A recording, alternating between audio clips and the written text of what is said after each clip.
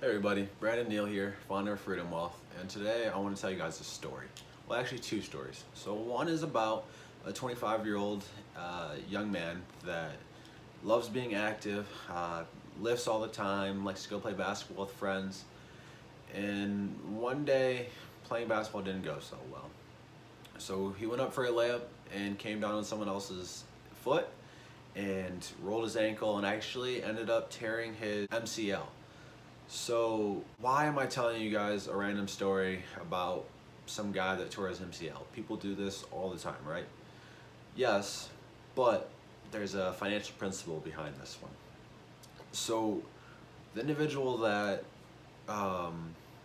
tore his MCL actually works for the railroad, and obviously working on the railroad is a physically demanding job, and he couldn't work at all. He couldn't work because he couldn't walk. So he actually was out of work for 7 months. And where I'm going with this is he had no financial plan for anything like that to happen. He didn't have an emergency fund at all.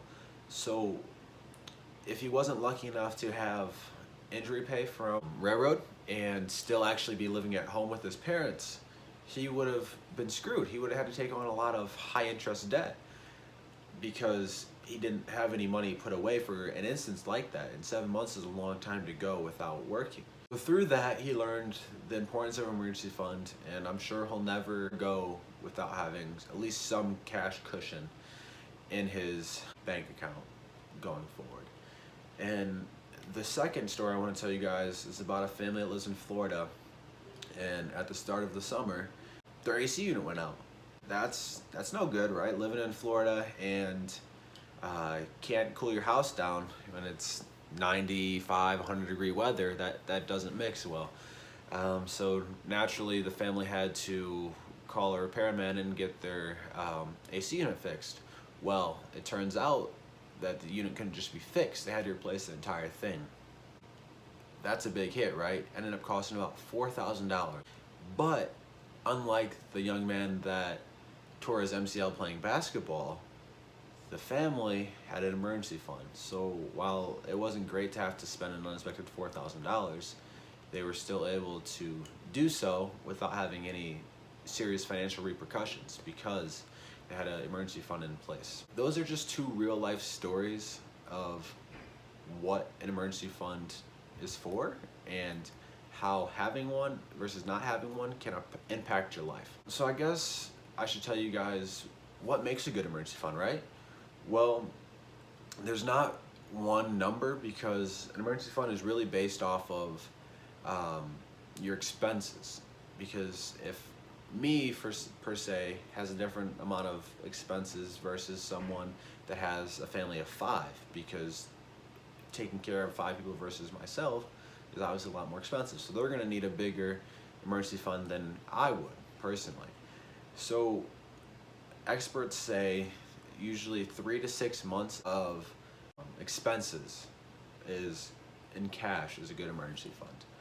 So I know that sounds like a lot of money. You're like, wow, 3 to 6 months of expenses. I can't even fathom having that much cash stashed away. And I get it. It can be a very daunting task, but what I want you to do, if you haven't already started utilizing an emergency fund, I want you to start putting away just 1% of your money, and every month increase that 1% until you get to 15%.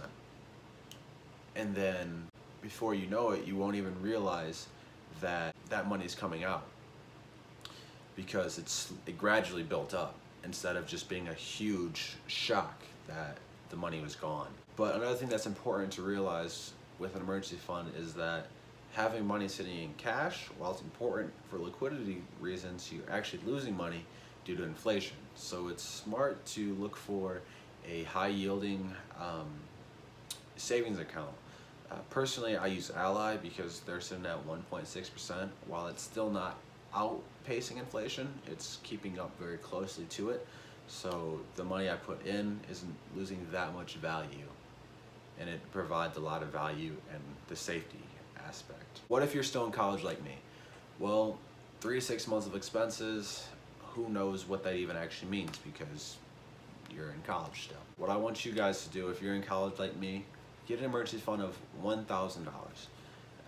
And what that's going to do is it's going to help you if your car, something goes wrong with your car, or say your computer breaks down in the middle of finals week.